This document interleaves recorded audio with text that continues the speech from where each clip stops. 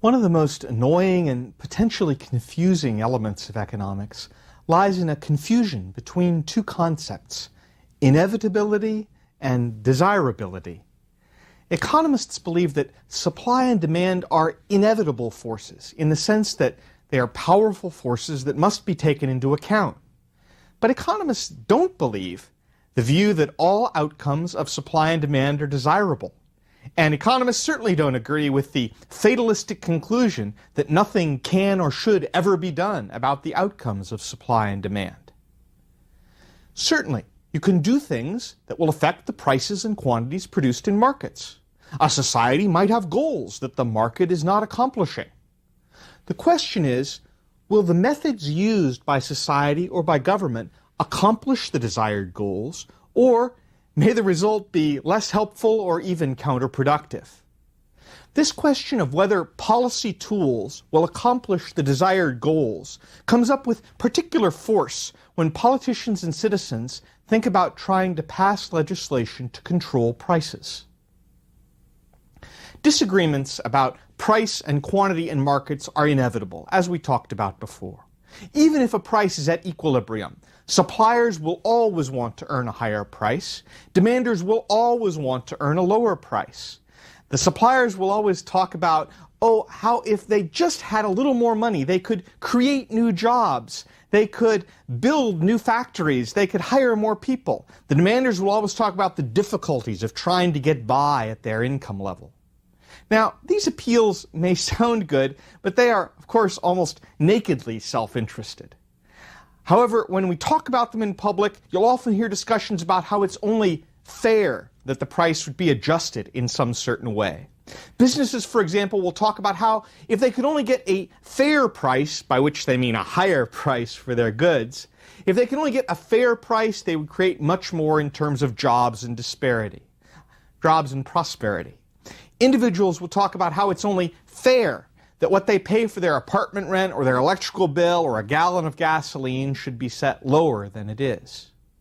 Now, when those who demand a product are a politically powerful force, they can sometimes go to politicians and get those politicians to pass a law saying the price of certain goods should be kept low for their benefit. When the price of goods must be kept low, it leads to a price ceiling. The definition of a price ceiling is when the government sets a price above which more cannot be charged. An example of a price ceiling would be the rent control laws that limit how much rent can be charged on an apartment. The political argument, of course, is that society needs to have affordable housing and that the equilibrium price of rental apartments is too high. So the policy tool, the policy response is, let's pass a law to reduce the price. But this is where the forces of supply and demand kick in.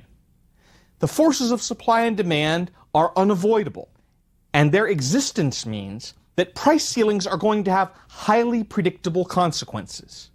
If you set a price ceiling that is below the equilibrium level, and after all, the only reason you set a price ceiling is to keep the price below the equilibrium level, and the price cannot adjust upward to equilibrium because the price ceiling law says it cannot adjust upward, then the quantity demanded is going to be much higher. People who are buying whatever the good is are going to be enthusiastic about that low price. But suppliers of the good are not going to be so enthusiastic. So the quantity supplied is likely to be much lower. The result is a shortage. The quantity demanded is much higher than the quantity supplied. If you ever tried to find an apartment in a city with a strict rent control law, you can look around for a long, long time before you find a suitable apartment at a reasonable price. Why is that? Well, when a price ceiling exists, market forces want to raise the price to equilibrium, but the higher price isn't allowed. So there's a shortage. Many buyers are willing to pay more than the regulated price. In practical terms, what happens in that situation? Well, rent control is a useful example because we have a lot of practical and historical examples of how it works. For example, New York City has had pretty strict rent control laws since about World War II. Many European cities have had rent control laws since World War II as well. And in the late 1990s, there were about 200 cities across the United States that had fairly strict rent control laws. Some of the better-known ones were Berkeley in California, Santa Monica in California, and Cambridge, Massachusetts. Although it's interesting, in the last 5 or 10 years, a number of cities have backed off of their strict rent control laws, including Cambridge, Massachusetts. Well, what happens if there's strict rent control laws? Well, the consequences, of course, are predictable. When the quantity demanded is high and the quantity supplied is low, lines form. Lots of people want to get to whatever it is, and they can't because there just isn't that much of a quantity available. Owners of apartments can't raise the price, but they can do some other things. For example, they can let the apartments run down and do less maintenance than they otherwise would. They can't charge as much, but they can put less money into the property. They could also convert the apartments into condos, so then sell them rather than renting them, or they could just not build any more apartment buildings. It's also possible with various kinds of price ceilings that whatever supply there is going to get distributed through some form of political favoritism. There'll be certain apartments which are controlled in one way or another by employers or by government, and it's who you know, not your ability to pay the money, that determines whether or not you end up with the apartment. There's also the possibility for under-the-table payments of one kind or another. For example, with rent control, you begin to hear all these terms like, what about if you have a non-refundable deposit if you want to move into an apartment? Or a key deposit for getting a key, or a cleaning deposit that you don't get back. All ways in which the person who owns the apartment is extracting extra money that people are willing to pay, but not actually calling it rent. Price ceilings also lead to situations of black markets or gray markets, where people are reselling the good to others who are willing to pay more. You hear about situations where someone has a rent-controlled apartment and they don't want to live there anymore, but they don't want to move out either because it's so cheap. So what do? They find someone else to rent the apartment from them, and they take the extra money illegally. That would be an example of a black market or a gray market. Also, renters stay in these cheap apartments for incredibly long times because they can't afford to give up their rent-controlled deal. That, of course, means nobody else can move in. Certainly not the newcomers who were the ones who apparently needed the affordable housing in the first place. And yet another way in which goods can be distributed when there is a price ceiling is that sometimes the government will distribute ration cards of one kind or another, or the government will designate who gets how much of what. At the end of the day, the basic lesson is the government can hold down the legal price. It can impose a price ceiling.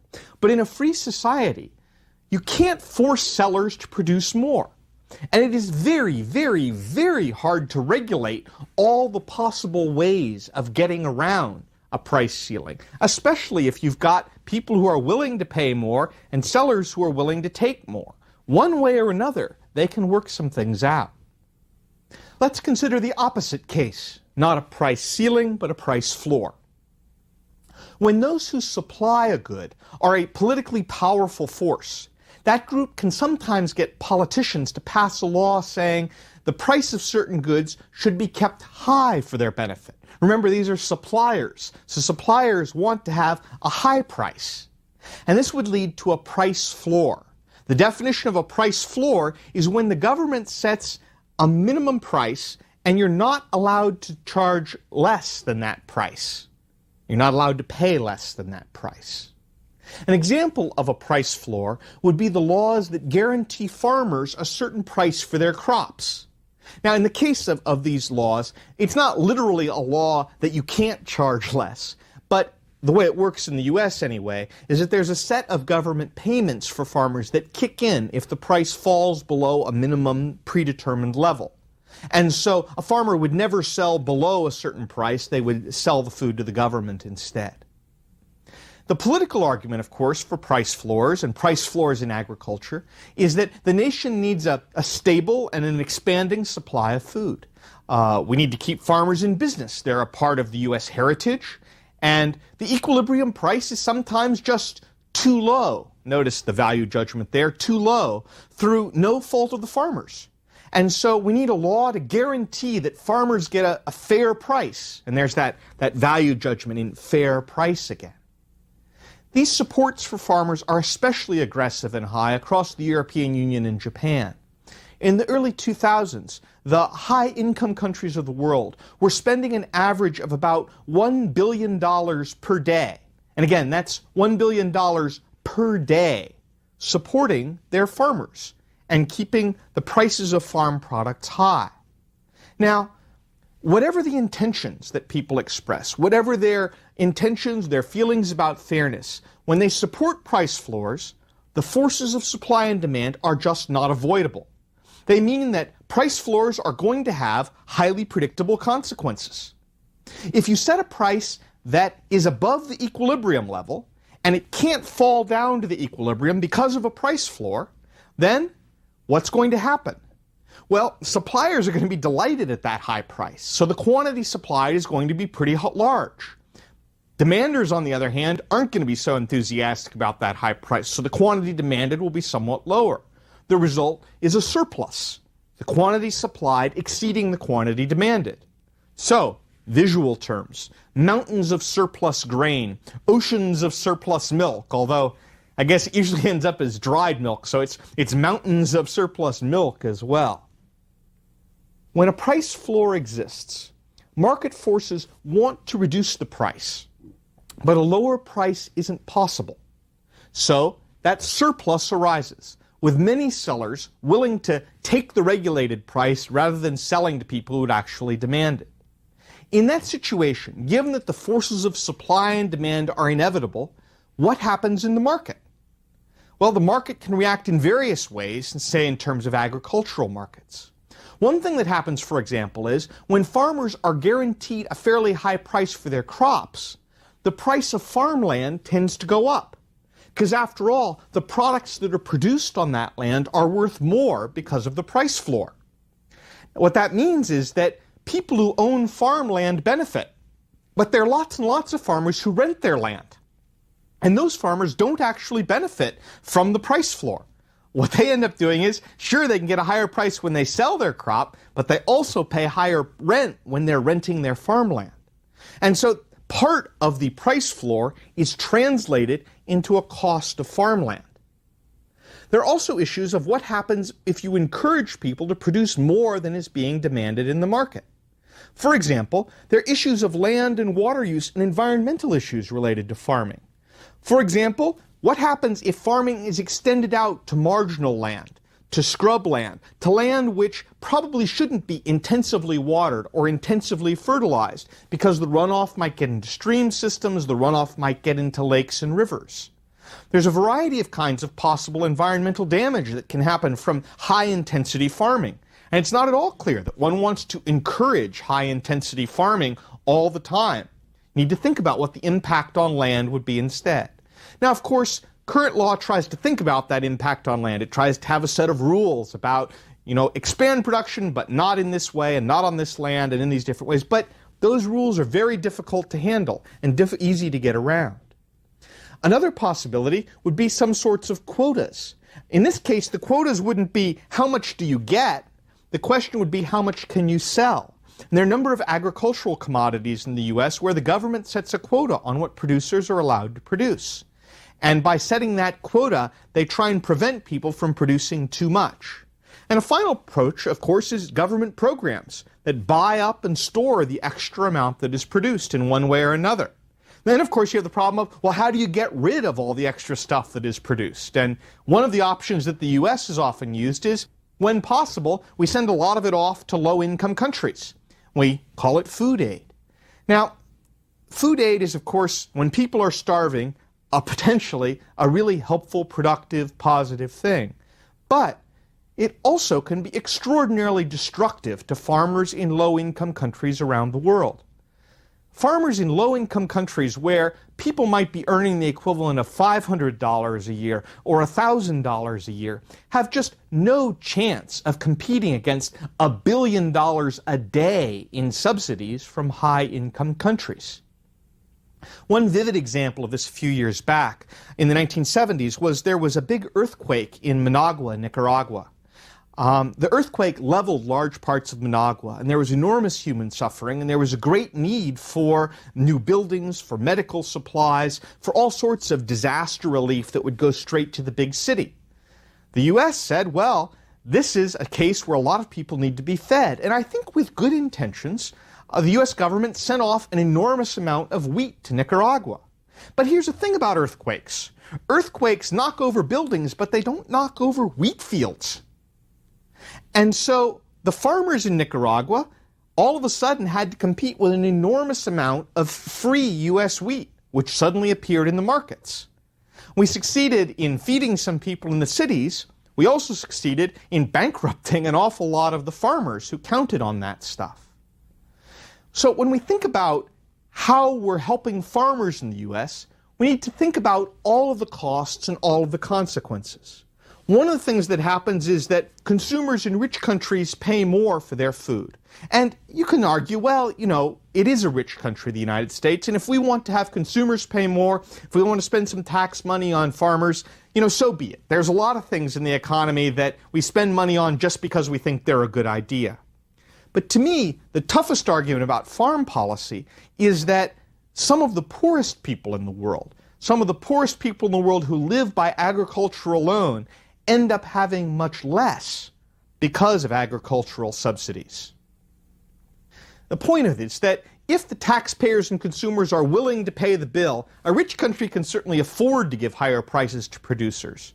But you can't force people to buy the extra that's produced. And it's very, very hard to control all of the other ways that markets can adjust to having some big surplus of production. Price floors and price ceilings are each intended to help specific groups. In most markets, some demanders or some suppliers are always in dire need of economic help, and others don't need as much help or perhaps any help. For example, in the case of affordable housing, some people need it, but a lot of people may not need any direct help. However, price regulation draws no distinction between who's needy and who's not. Price regulation, price floor, price ceiling changes the price for everyone. Some people will need the help they receive, but lots of other people won't need it. Others will bear the costs even though they don't especially deserve to pay those costs. When we think about that problem, you sort of think about farmers. Well, in some areas are going to be individual small farmers, and they might really need financial help in order to make it through. But an awful lot of farm production is really large corporate farms. They're making a lot of money, and the price floor is just a benefit to an enormous agribusiness company. Again, the price floor draws no distinction between who's needy and who is not. It changes the price for everyone. So when you think about whether or not you want to help people or not help people through price floors and price ceilings, what you need to do is think about, are the benefits going to the people who they really want it to go to? What if the government tried instead to help everyone? What about if we had price floors for all the producers to make sure they had high prices, and we had price ceilings for all the consumers to make sure that everything was affordable? So bingo, we've got high prices for all the producers, we've got low prices for all the consumers, and the problem is, how does this work exactly? How can you have a situation where the consumers aren't paying very much and the producers are getting a lot? Well, what we're actually describing in that scenario is really actually the old Soviet Union, where back in the 1980s, something like a quarter of the central government's budget was subsidies, because the government was simultaneously trying to subsidize high prices for the producers and low prices for the consumers. Now, the problem at the end of the day, of course, is you can't subsidize everyone for everything all the time. Somewhere, the money has to come from somewhere. Not only do you have budgetary costs, but you have the prices of shortages and surpluses and black markets and all the rest. One of the most memorable comments about that was from Nikita Khrushchev, the premier of the Soviet Union some decades ago. And Khrushchev was once quoted as saying, "Economics is not a subject that greatly respects one's wishes." It's not enough just to say, boy, I sure wish all the producers could have high prices. I sure wish everyone could pay low prices. Economics doesn't respect your wishes in that way. The market is just too powerful to ignore. Governments can alter prices, but as long as individuals and businesses have some freedom to act in a self-interested way, they're going to react to those new price incentives. They're going to supply more or demand less in ways that are really thoroughly predictable. Remember, what lies behind a willingness to supply? Really, it's the firm thinking, can we make a reasonable level of profit? If the society is relatively free and a firm doesn't think they can make a reasonable level of profit, you can't make them produce. Even in a society which is not much of a free market, you can force firms to produce, but you can't guarantee they'll produce at much quality. They may well produce at a very low quality. Even in a government-owned or government-controlled firm, you can't have costs that are greater than revenues forever unless the government is willing to subsidize forever. And somebody has to pay for those subsidies in the rest of the society. On the other side of the market, the demand side, remember that what lies behind demand is whether, compared with all the other goods that are available, people want to buy something. In a free market, you can't force people to buy and use something. Almost always, substitutes and other options are available.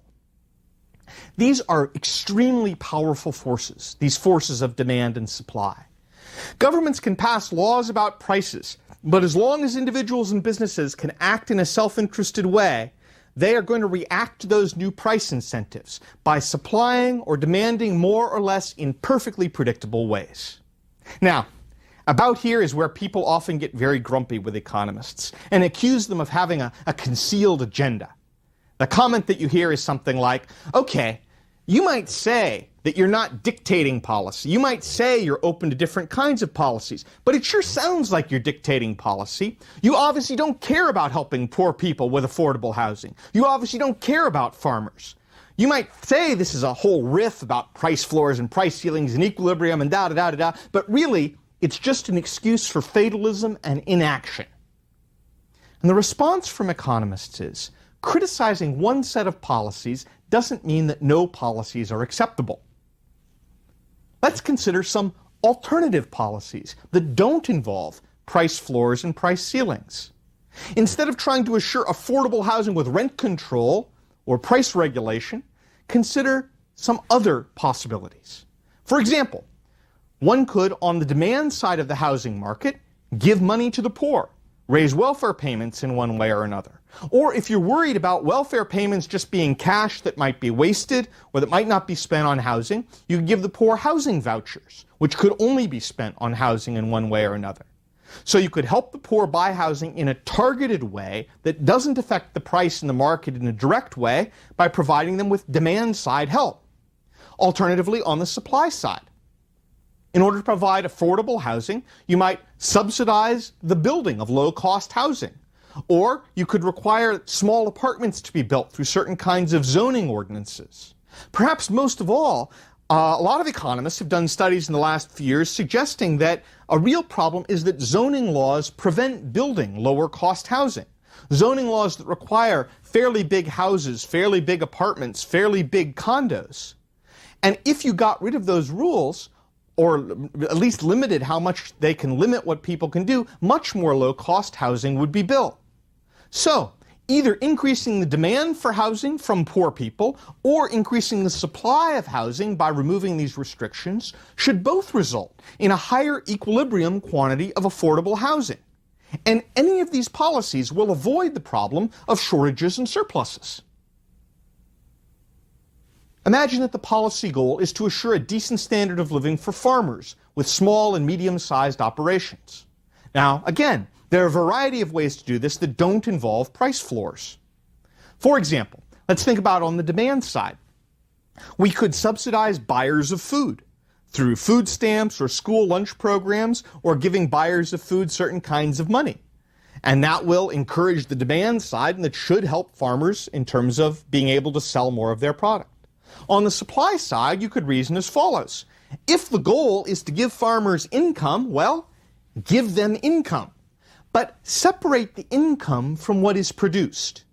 This is sometimes called delinking in the agricultural policy, agricultural economics literature. The idea is separate the idea of helping the income of farmers and separate that so it's not connected to how much the farmers produce. Now, economists have been arguing for delinking those two for half a century or so. Actually, some of it has been happening in the last decade, partly in the European Union, partly in the US. My point is that either of these choices are better for farmers than price floors. And they avoid this problem of creating lots of surpluses, of having bad effects on farmers in third world countries, of changing the prices of farmland, and all the other sort of undesired outcomes.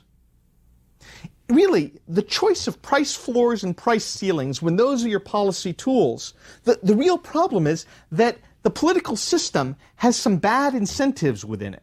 And the political system tends to choose those tools precisely because they're not especially good tools. Let me try and explain what I mean by that. Economists like to have the trade-offs be clear and acknowledge the trade-offs. You want to subsidize something? Fine. Pay for it, and let's compare the costs and the benefits. Politicians, on the other hand, often prefer to hide the costs if at all possible. Price floors or price ceilings look like a zero cost to politician. It doesn't require any money to be spent. It doesn't require a budgetary rule. It doesn't require tax to be cut or a policy to be changed. That's precisely why economists like tax and subsidy policies, because it makes the costs and benefits much more apparent and much more clear than does a policy of price floors or price ceilings. Economists also like to be clear about what is the goal. What's the goal of this policy? Who's helped? Who's paying? What are the costs and benefits? Politicians often prefer to be fuzzy about who's paying because they don't want to make any enemies by saying you're paying the costs of this policy. Politicians also like a program which at least claims to help everybody. So, let's imagine there are some people who need affordable housing. And we could draw the line wherever you want. You could say the 13% of the people below the poverty line need help with housing, or the bottom 20%, or whatever goal you want to set. But whatever goal you want to set, rent control for 100% of the population is not the answer. Economists would say focus in on the group that you really want to help.